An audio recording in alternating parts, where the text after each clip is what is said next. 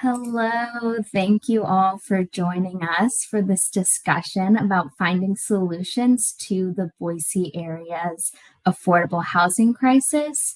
I'm Rachel Spacek, the local government reporter for the Idaho Statesman.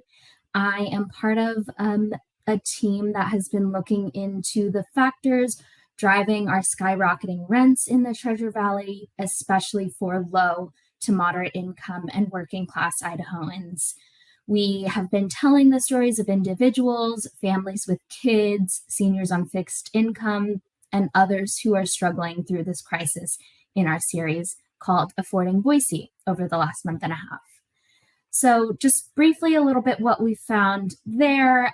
Boise area renters have watched their rents increase dramatically, at least in the last 2 years. The median cost for a one-bedroom apartment in Boise is now $1,026 a month, and it's about $1,200 for a two-bedroom. And overall, the median rent for an apartment of any size has increased by 34.1% since March of 2020, according to Apartment List. And one of the factors we've seen are low vacancy rates for rentals in Ada County and Canyon counties because of a shortage of affordable housing in both counties. So this afternoon, we are going to be hearing from 3 people in our community who work on different areas of the problem to share what they're seeing and discuss ways to tackle the affordability problem. So today we have with us Boise City Councilwoman Lisa SÁNCHEZ, herself a renter. She is in her second term. She built her campaign on and now works at the forefront of shaping city policy around renters' rights in Boise and spearheaded an ordinance to prevent property managers and landlords from charging exorbitant rental application fees. We also have with us developer CARLEY, who is Boise born and raised. He is behind several downtown apartment projects, including the Oahe, which preserved the historic integrity of the 1900s Oahe Hotel, the Gibson Home 2 Suites, and the Lucy developments, all in downtown Boise, and 6th and Grove, which is being built as an affordable housing development.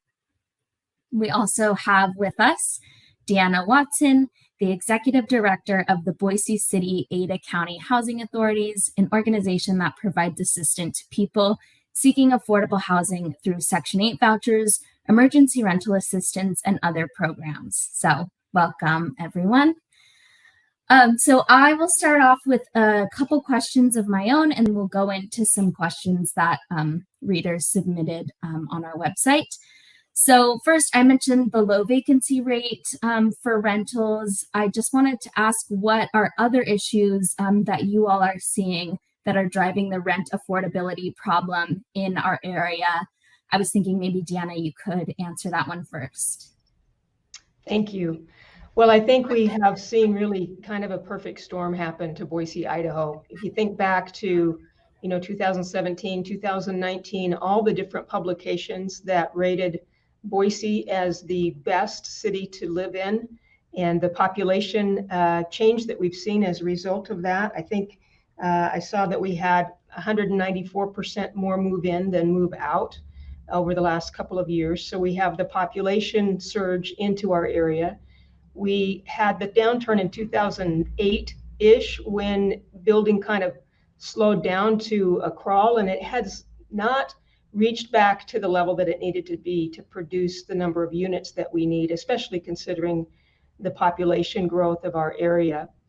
And then there's just the lack of local resources enabled that have not been enabled by the state legislature that other states have in terms of local and state housing trust funds. I know Idaho just passed a $50 million trust fund with federal money. So far, it looks like one-time funds, but that's for 80% of median income and above. Where we see the biggest issues are with those who really need subsidy to help them pay their rent, as we see the rents jump by 30%. I think in the last year, the national average is 15. From 2015 to 2020, it was 4%. So we just have a perfect storm set of circumstances here that is hitting our lower income families especially hard. And those are some of the other factors. Airbnbs being, what used to be rentals converted to vacation rentals, high construction costs. It's just, you think of all the factors and all of them are pretty bad. Clay or Lisa, did you want to jump in to highlight any other issues driving the problem? Yeah, I think I would just add from the development standpoint that land prices in the valley generally have gone up 250% in the last 10 years, which is outrageous, but it's real. And construction costs have gone up 40% in the last 5 years. So when DEANNA says we didn't have enough stock to begin with, she's right. When she said that existing stock is being used for short-term rentals, that's correct. And the replacement cost for new product is extremely expensive and high. So that just means that anybody looking for a place to live is going to be paying close to 100% more than they would have 10 years ago. Okay. I would say, Rachel, I would say part of it too is the developments that folks have been building have also been targeted towards folks with higher incomes. So that's also a part of it as well. And that's why states, municipalities have to ensure that we have affordable housing for those folks who do not have the income to meet those higher rates.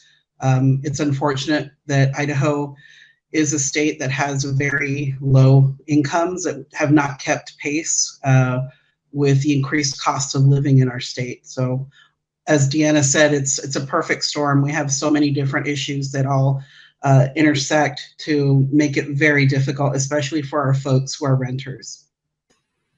Yeah, I'd like to add, Lisa's right. A majority of the new product being built is built for higher income people. But the reason for that is the subsidies required to build for even 80% of AMI, much less 30% of AMI. So that's the area median income. It's a measure of cost of housing to your income. The subsidy required today for apartments or housing to find a home for someone that's 80% of area median income is 40%. So I'm sure that most out there don't understand that a newly built apartment today costs about $350,000 to build. So when you walk in a 600 square foot, 1-bedroom apartment, it's really a $350,000 home at cost. So the rents or the sell price, if it's a for sale product, have to be extraordinarily high and well above 80% AMI. So the only way a developer can build to the 80% AMI target is with somebody else's money that's free and does not have to be paid back. And it's 40%. It's a huge number. The $50 million the state has allocated might generate 300 units statewide, which really doesn't put a dent on where we're going. And I might just tag on to what Clay just said. When you look at the other states in the United States of America and the tools that they have created to provide assistance, subsidy, free money, like Clay said, for affordable housing, if you were to look at that across the 50 states, Idaho is the one and only state that doesn't have any tools in its column. We have local option taxes, but only for cities that are considered resort cities. We can't do local option tax by local government. We aren't enabled by the state legislature to create local trust funds at the city or county or other jurisdiction level. And the state housing trust fund that's been in existence since 1992 has never had a penny put in it. So the funds, the 50 million, the one-time kind of funds that Clay just mentioned, maybe 300 units, represent a tiny drop in the bucket of what's needed. And the lack of tools that we have to produce affordable housing is making our perfect storm just a disaster. Well, Let me add one more quick. Yeah, of course. Exactly right. One of the main tools that I've seen other states use to stimulate housing, whether it's market rate or workforce or affordable, is tax abatement. So if you're a buyer, the property tax entity, in our case, the counties, would abate the property tax for some restricted period of time, 3 years, 5 years, 10 years, whatever the incentive necessary would be, and also for development of multifamily property tax abatement. So I just finished a tax credit project. It's the lowest income housing that we can provide for downtown where most of the jobs are. And yet I'm going to have to pay full property tax bill every year on that property, which is 45% of our operating cost. And our income is 1/5 of what the rate should be. Well, you all kind of touched on what some things our elected officials on the state level can do. Any ideas on what is, what people on the city level can do for renters struggling to afford and retain their homes? Lisa, I was thinking you could speak to this about, maybe what the city of Boise is doing or what they can do. Yeah, so as we all know, especially over the last couple of years, housing is a social determinant of health. To be able to rest and be safe every day, it should be a basic human need that we provide. And so, at the city of Boise, we have a strong and clear public purpose to invest in creating affordable housing to all residents. Healthy neighborhoods have housing prices at all points. We shouldn't have a good part of town and a not good part of town. Anyone should be able to live anywhere in Boise and have a high quality of life. So Boise residents who need affordable homes are often the most marginalized, and market rate housing development, as we know, is far outpacing housing development, affordable housing development, because as Clay said, without subsidy, affordable housing is too expensive to build. So without a targeted intervention, we will not be able to change this trend.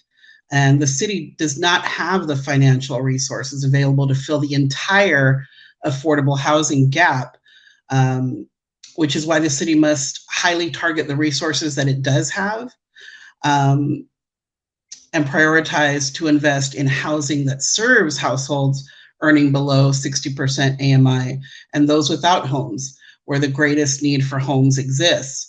The city has created a housing investment program that focuses on producing affordable housing and preserving affordable housing. And the city is also prioritizing all eligible federal funding sources to help create affordable housing. Okay. Any thoughts, Deanna and Clay, about work on the city level? Yeah, one quick comment. So the land trust is important. Free land for a new project does mean something, but it's about at most 10% of the project cost. And as I said, we need 40% subsidization. So eliminating permit fees, that's about 1%. I don't know what else the city could do other than help pay rent through vouchers. So if the city can provide free land and not charge for permitting, it still gets you about 25% of the way towards full subsidization. And I would just want to add,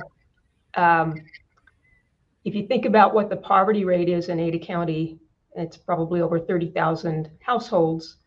And then you look at, so they would have a need for housing assistance to meet, certainly even a year ago, what the levels were, more so now. We receive enough funding. We administer the Housing Choice Voucher Program for all the communities in Ada County. We serve about 2,500 families every month under a housing assistance program contract, where we enter into a relationship with the landlord and the tenant. So we are short funded by probably 29,000 to 27,000 vouchers for if we were going to try to serve all the people that have that need. That's a federally funded program. I think sometimes people think it works like food stamps, as in if you qualify, you get the voucher, but it's annually appropriated by Congress. And even though we're in existing contracts for the 2,500, we have to watch what we're spending on each one, because if we go over our budgeted amount, as we would be in this market, they will reduce the number of vouchers we have for future use. So it's a difficult situation to be in. There's also the cap on what we can pay. That is kind of tightly lidded by the federal government and is not a reflection of current market conditions. So it helps some, 2,500, but it certainly is just a drop in the bucket of what's needed. I think the city's doing everything it can within its resources and within the cutbacks that are made at the state level. Lisa's application fee ordinance that the state legislature didn't like and has now changed, just make our little steps in progress now steps backward.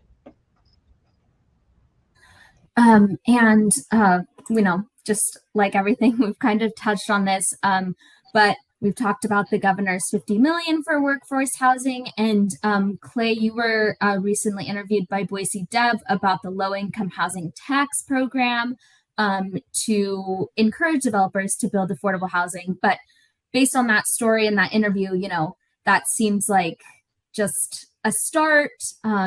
Any ideas on how these funding strategies help, and what could be done on the federal level maybe for these, or just issues with the programs that do exist? Well, I'm a firm believer that all problems are local and all solutions should be as localized as possible. And Deanna's already mentioned that local option tax would give us a tool that provides the community with the opportunity to support affordable housing to whatever level they feel comfortable. To look to the federal government and federal taxpayers, or even the state and out of areas, state taxpayers, to subsidize our housing issues isn't the best solution. The best solution is localized. As an odd comparison, and it's an extreme one, Vienna, Austria has a budget for affordable housing of $600 million each year. $600 million a year for a city of 1.8 million people, which is about the size of the state of Idaho. And our federal tax credit program is about $5 or $6 million a year. So it's not even close. And Lisa can tell you what the city's budget is for housing. It's a drop in the bucket. So I'm not saying we should be Vienna, Austria, but we are so under supported financially, and we need a tool to allow each community in our state to go to vote and decide through sales tax, do we want to support more housing or do we not? And I might just add a little piece of good news that's going to be bad news soon. Under the Treasury program, we have been administering a program called Emergency Rental Assistance for folks in Ada County. Idaho Housing has been administering it for the balance of state. There's a couple of Native American tribes that also have some funds. In 10 months, we have expended $28 million. Well, that's 12 months. So in 1 year, we've spent $28 million, almost $29 million in paying rental assistance to families up to 80% of area median income. We have enough funding probably to go about another year, maybe a little bit longer, depending on some reallocation that might be happening. When that money runs out, we will not have produced one more unit of affordable housing. And the rent assistance that has been really shoring up what we're dealing with will back away. And I have a major concern about what happens at that point. Yeah, and Deanna, you mentioned the rental application fee ordinance, to help our renters who were for a good while being taken advantage of at the rental application phase. I do believe HB 442, which is the legislature's recent attempt to, again, further strip the city of Boise's tool to help protect renters. I do believe it did not get a Senate hearing. So we are saved for at least another year, I think, of being able to offer that tool to our renters.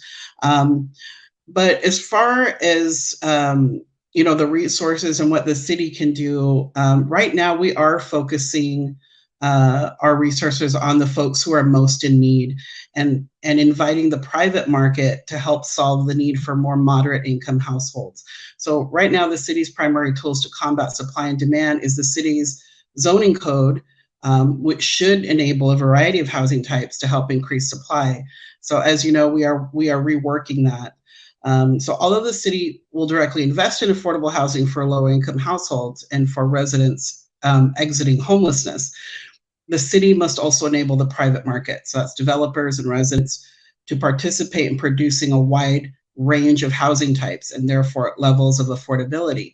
The goal of increasing our housing supply is the key to ensure the often referenced missing middle of housing types and workforce or middle income housing level of affordability is adequately accounted for. And so increasing the housing supply prevents displacement of people from their neighborhoods and alleviates the negative impacts of gentrification. I myself happen to live in a duplex, and something that we don't talk about is the disruption of community when we have folks displaced. I have lived in this duplex, this summer will be 10 years. And I don't know if you folks have ever lived in that type of a housing product, but I, as a single woman, I love it. I love living in a duplex because I share a laundry room with my duplex neighbor. And I think over the period of 10 years, I've had 5 different folks live in the other duplex, and every single one of them has been lovely. And what happens when you live in this type of a housing situation, you have an experience of being more than neighbors, but not quite roommates. And I have really enjoyed it. I've enjoyed living in my neighborhood. And I think about what people talk about in Boise, what attracts people to our community. And we've often heard our city described as a place of kindness where people are nice. Well, that is not something that just happens. That's something that we create and that we prioritize as a value in our community. And so when we have folks displaced from housing that they've been in a long time, we're disrupting those community connections that people have. I know for myself, having lived through the last recession, when you don't have money, when you don't have the usual resources, you turn to your community. And it's not always programs that you turn to your friends and your neighbors. And when people have to leave their neighborhoods to find more affordable housing, oftentimes it means people with these values leave our community. And that's something that we haven't really discussed a lot, but I think it's also something important for us to consider. Absolutely. So now we'll hear some reader questions. This one, again, we've touched on it, but I think maybe if Clay or Deanna wanted to elaborate. This is about the supply and demand issue. So Lindsay, who lives on the Boise bench, wants to know what are some of the tools that housing authorities, government entities, etc., can use to help combat the supply and demand issue of housing and building materials, I'm assuming. So Deanna, maybe?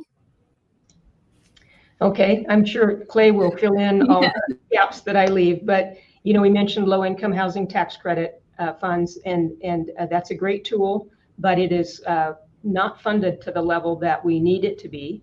And without the other funds to augment what the costs are above and beyond what the tax credits can provide, it's still very, very difficult to put a project together that will help people at the need level that people experience.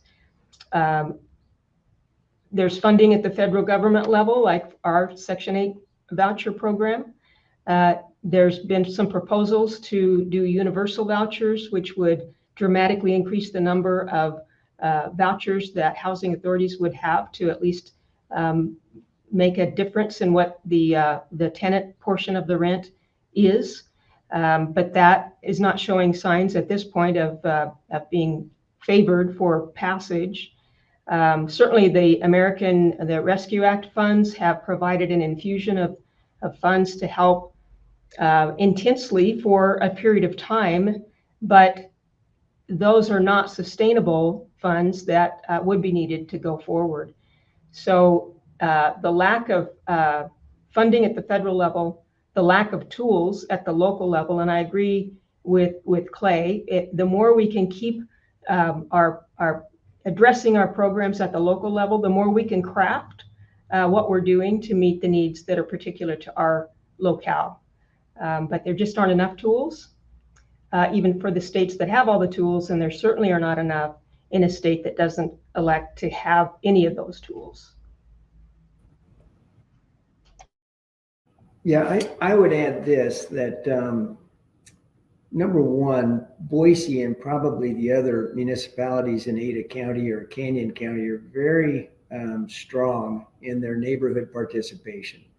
And they're very passionate about where they live. And they're very concerned about increased density. And they're worried about ADUs, and they're worried about the character of their neighborhoods being ruined by increased density.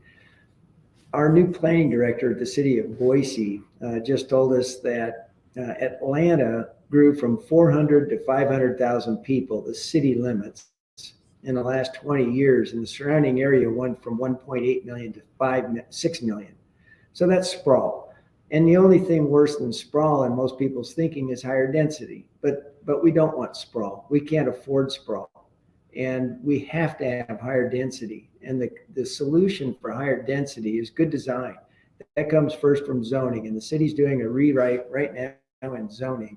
And I hope the other municipalities in our region do the same, because good design will yield good results. And people will be pleased, they'll actually be happy and embrace higher density and growth with good design. So with a new zoning rule and process that makes sense, that works, and we have an expert that can help us get there, and a process that's certain. Neighborhoods love to oppose new development. But if developers try to build somewhere with it being uncertain on the outcome, then the costs go up and the product deteriorates. It becomes a worse product. So good zoning, good process will yield good development and proper higher density that our community will really enjoy. And I can list a half a dozen great examples of projects that were highly contested prior to completion. And now that they're complete, there isn't a neighbor that thinks it was a mistake or a bad idea. And I'll just leave it at that. Mitchell and Boise actually asked, how do you envision zoning changes helping to address housing density in Boise? So unless Lisa, if you wanted to add anything on zoning, I'll just skip to that question. Yeah, I can take that. So changes to the city's dated zoning code, they can help to facilitate the development of more housing. So currently the city zoning code has numerous regulatory barriers, some that I think Clay referred to earlier, that limit or they encumber the ability for the private market to respond to increasing housing demand on limited available land. And so these limitations include large minimum lot sizes, height limits, and arbitrary density limits. So additionally, the zoning code often makes it impossible the ability to develop lower cost housing types, such as accessory dwelling units, missing middle housing, such as duplexes and fourplexes, and multifamily housing. So revisions to the zoning code can remove barriers that often limit housing supply and or increase the cost to build a variety of housing types at all price points. So that's what we're hoping to do. And we've been doing a lot of community outreach to ensure that neighborhoods throughout the city are able to hear from our staff what the changes will be, and also invite them to ask questions and to let us know what their concerns are. But Clay is correct. People don't like to have their lives disrupted. They are comfortable with what they know, but the reality is we do live in a city, and we are constantly evolving, and the reality is, it is growing. We have people coming, and we are behind in our housing stock. So we're hoping that these updated zoning codes will help us with our density. As Clay said, we want to avoid sprawl. For those of us who have lived in Boise for a number of years, I've lived here all my adult life. I remember when driving from downtown Boise to Glenwood didn't take very long at all.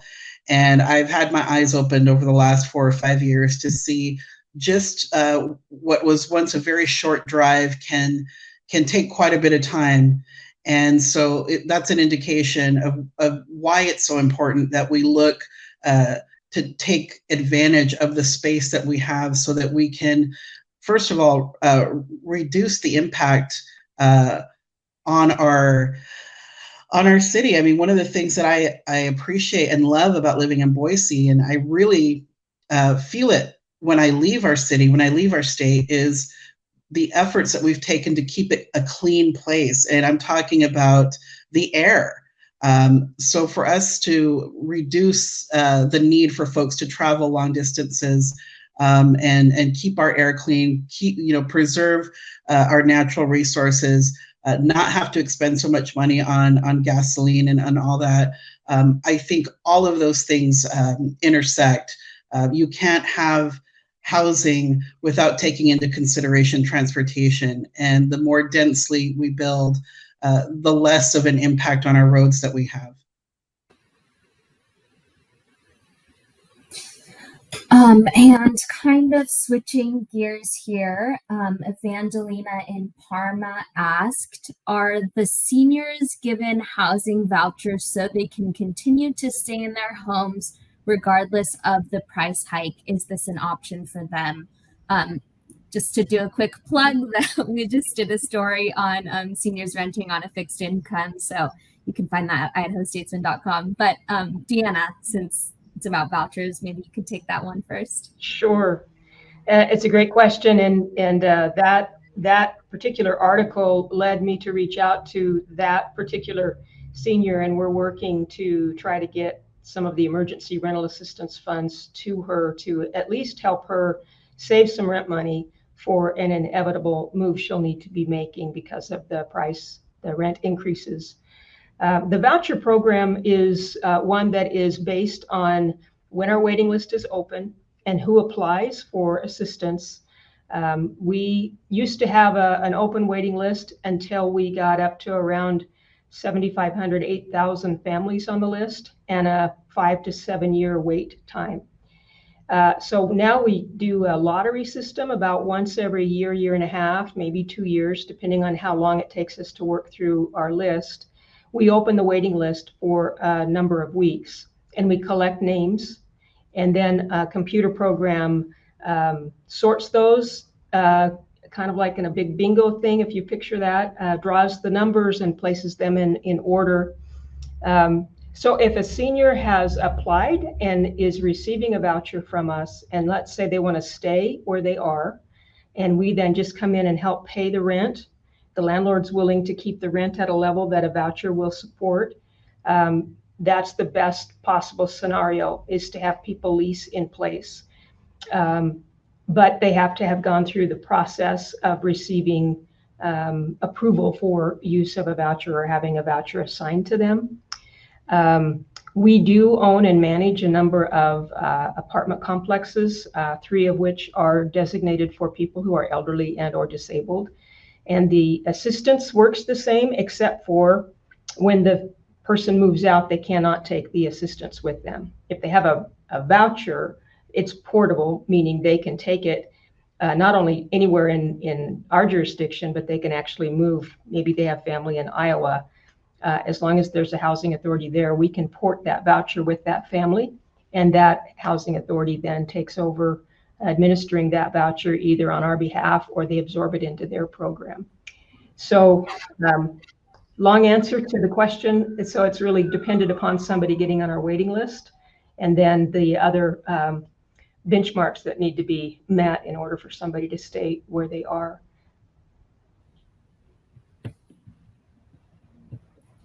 Okay, and we have another question from Candy in Boise. They asked, why can't people who have the space and facilities rent to RV owners who don't have a place to park their RV?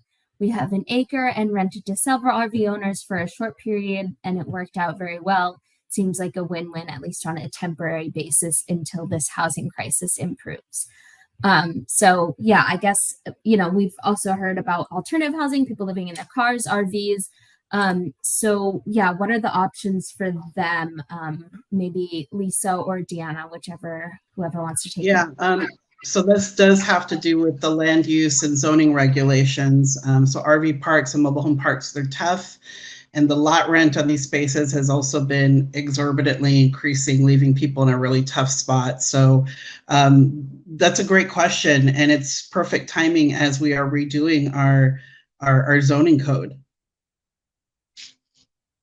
And I would just add, I think it would need to be something the county would be willing to take up as well, because I know we've worked with a number of people who the owner of the property gave them permission to park on their land, and then zoning officials showed up and said, you can't do this. So if there were some temporary willingness to sort of lift some of those restrictions, I think in this time and place, they would be worth taking a look at. Okay, and then we have another one from Nick, who lives in the West Bench in Boise, and maybe Deanna, you have these numbers or just could answer this, but he asked, what is the projected low-income housing need over the next 10 years? Numbers on that? Any? I've got that. Okay. So, to not only meet growth, but also to ensure that we respond to residents who are housing cost burdened or experiencing homelessness, the city needs 21,450 affordable homes for households earning 80% or below the area median income in the next 10 years. So our housing needs analysis breaks down the need by income level for units needed each year to meet this need. And note again that the bulk of the need is for deeply affordable homes at 60% AMI and below. And I think we provided a graphic. I'm not sure if you're able to show it or not, but there it is.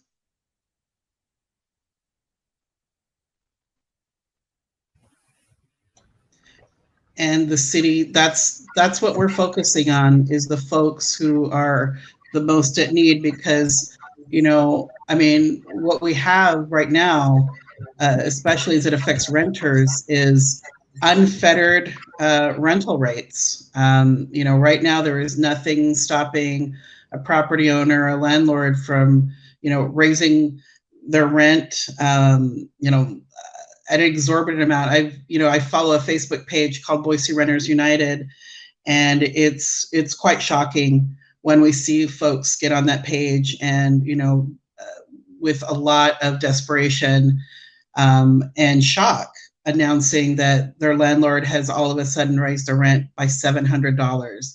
I saw one like that recently. And I think a lot of people are taken aback that there is no legislation preventing a rental rate increase that is so high, and also giving folks not a lot of time to address the situation. Thank goodness we do have agencies and organizations like Boise Housing Authority, Ada Housing Authority, and also nonprofits like Jesse Tree, which helps folks to avoid falling into homelessness. But that is an issue. Folks don't know it's a very volatile situation to be a renter. Yes, I completely understand that property owners, residential property owners, are feeling an unfair burden with their property taxes because commercial doesn't pay its fair share and is not forthcoming with information so that it can be assessed at the same rate that residential property is assessed. But renters really have been, I'd say, more than nickeled and dimed to death during this housing crisis. And I would just want to add, segue to that last sentence that Councilmember Sanchez just said. Not only are we seeing rents jump by $300, $400, $500, maybe even $700 with a 30-day notice, we are also seeing, especially some of the investor buyers of multifamily housing and rental housing in general, tacking on additional fees like administrative processing fees. If you want parking, that's an additional fee sometimes. There's the fee for internet access and because they're requiring payments to be made via the internet. We had one situation with an apartment complex that was charging an extra fee to people, and they thought that was buying them renter's insurance. It actually was just protecting the owner in the event of a fire or a catastrophe. It did nothing for the tenants, even though the tenants thought they were paying to have renter's insurance, and they didn't know until there'd been a fire that that did not apply to their personal family situations. So the nickel and diming above and beyond the $300, $400, $500 rent increase adds another layer of just oppressive assault on many of our rental families. The other thing I wanted to mention was in our Section 8 program, where we help about 2,500 families every month, we're required to help. So when we're looking at our list, 75% of the people we pull from our waiting list have to be at 30% of median income and below. So that's really households that are maybe just living on Social Security disability, or their Social Security because they've aged to the point that they're eligible for that. So that makes sense that we would want to target the lowest income. The bad news is we never have to try to get to that 75%. That's an easy benchmark to meet, meaning there are so many people that are just barely surviving that we're helping, that we meet that 75% without really even paying attention to that benchmark for ourselves. Deanna, the folks that you help with the vouchers and such, that's once they've secured housing, correct? So is it up to them to go through the gauntlet of rental applications and rental application fees before they're able to get access to the resources that you provide?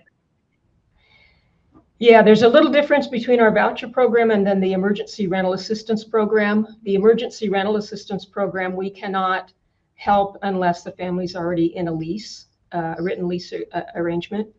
On the voucher side, the dollar value they have with them when they're applying for housing. And so one thing that we would like for landlords to do when they're, sometimes they'll say, I want 2 or 3 times the amount of income to the rent, is count the value of the voucher as the income. But yes, the application fees, and as you well know, the lower the income of the family who's searching for housing, the more times they have to apply to find somebody to rent to them. And so if they're paying $45 per adult, 25 even per adult, and they have to apply at 40 places, then too often when somebody accepts them, now they don't have their portion of the rent to pay because they paid it out in the application fees. Thank you, Deanna. As we're on that topic, I kind of wanted to jump to a question from Kathy in Boise. And this caught my eye. She asked, what is the barrier to enacting a provision that landlords can't discriminate based on source of income?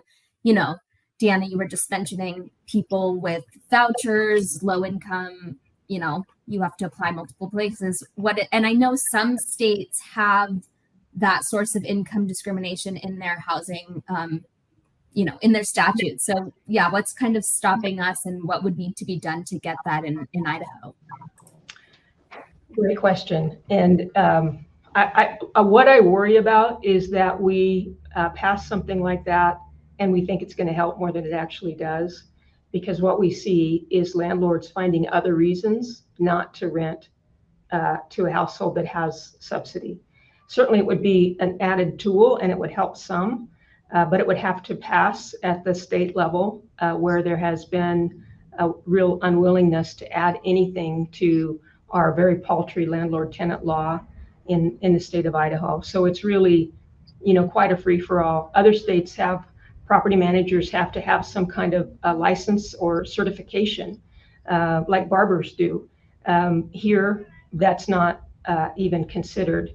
And so the standards of conduct are not there unless the entity is already has some integrity about the way they do business. Yeah, it's you know, when we worked on that rental application fee ordinance in 2019, I had no idea it wasn't just a matter of passing an ordinance to protect our renters at the application phase. For the last few years, it has also involved protecting the one ordinance that exists in the entire state of Idaho. There is no other municipality that has adopted a rental application fee ordinance.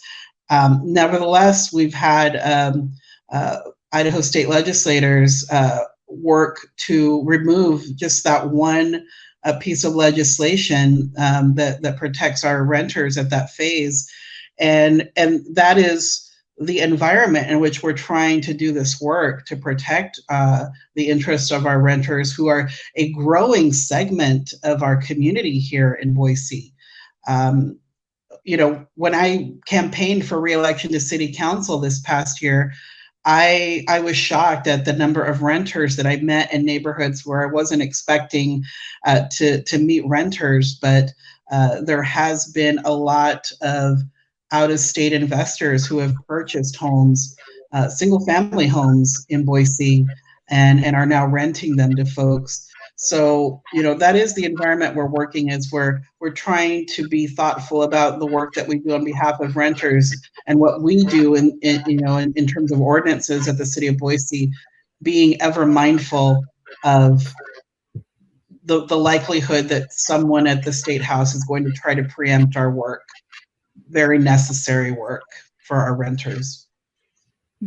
Online. Okay, Clay, welcome back. Since we have about 5 minutes left, I just wanted maybe everyone to say one last thing.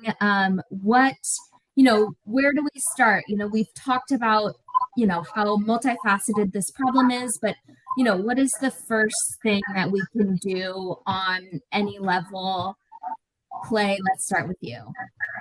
Yeah, first of all, I apologize to everyone. I have no idea what's going on. I thought I had the latest and greatest fiber network in my building, but something went amiss. I think I said it earlier. I think our local agencies and I think our local communities understand the gravity of the problem, and I think they're doing all that they are able to address it properly.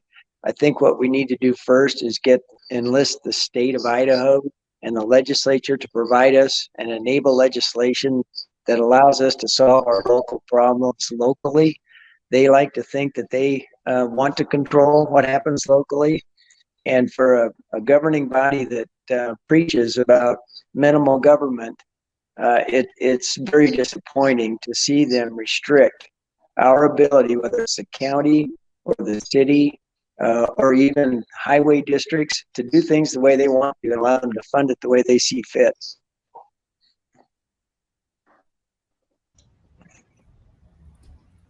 Okay, Lisa, do you want to jump in? Sure. Quite honestly, I think we're at a point where we need everyone at the table, everyone at the decision-making table. I am the only renter on the Boise City Council, and I know that typically when it comes to housing issues, renters are not at the decision-making table. It is imperative that we have people from lived experiences, from different lived experiences in the rooms where decisions are being made. And so I believe it's a cultural shift that needs to take place. I was rather naive when I was elected to the Boise City Council 5 years ago.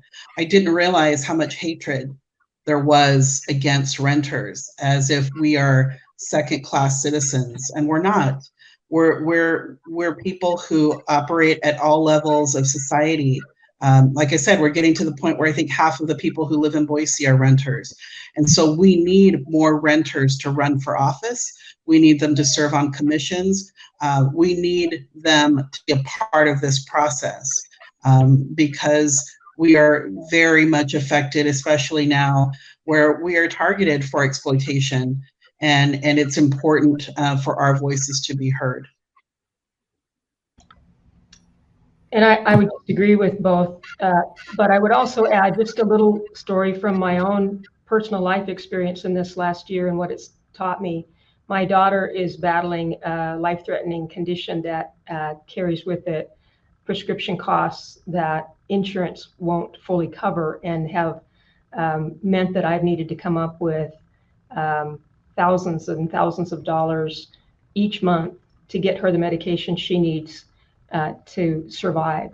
And what that has done to me and for me, a person who has a decent job and a decent income in my job, is to begin to really internalize what it's like to live life in that fight or flight mode all the time. That when the wind starts blowing, I start thinking about a tree I'm worried about in my backyard, and what if it falls over? And there are costs that insurance doesn't cover.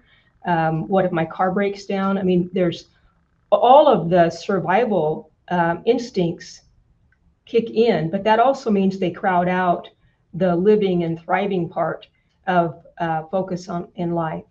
And so it's been a hard but good lesson for me to be reminded of what it's like to live a life without enough, and what that means when you need to make choices about costs you didn't anticipate coming in, and what it does to your brain when you are in that close to panic mode about how am I going to cover this, and what are my options, what that does to your ability to even think clearly about everyday issues. And I see that in the people that we serve.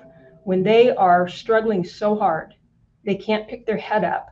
It's hard for them to advocate for themselves because their stress level is so high, and their fear level is so high, and their loss of hope runs so deep that like Lisa said, we need room for everybody at the table, but we need to be willing to listen to the real life stories and have some compassion for that as a society.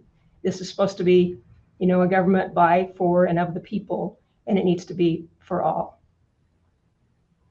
Hear, hear, Deanna. We need more compassion. We need more of that Boise kindness to be a thread that runs through everything we do in our city. Not just letting somebody merge into traffic.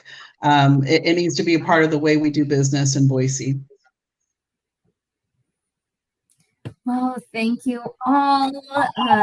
Boise City Council member Lisa Sanchez, Clay Carley, and Deanna Watson for sharing your ideas on possible solutions to this crisis, and hopefully opening people's eyes that this exists and people are struggling out there. So my name is Rachel Spacek again, government reporter for the Statesman, and we are continuing our series on affordable housing, and you can follow along by subscribing to the Statesman at idahostatesman.com/subscribe. Thank you all. Thank you all. Thank you for shining a light.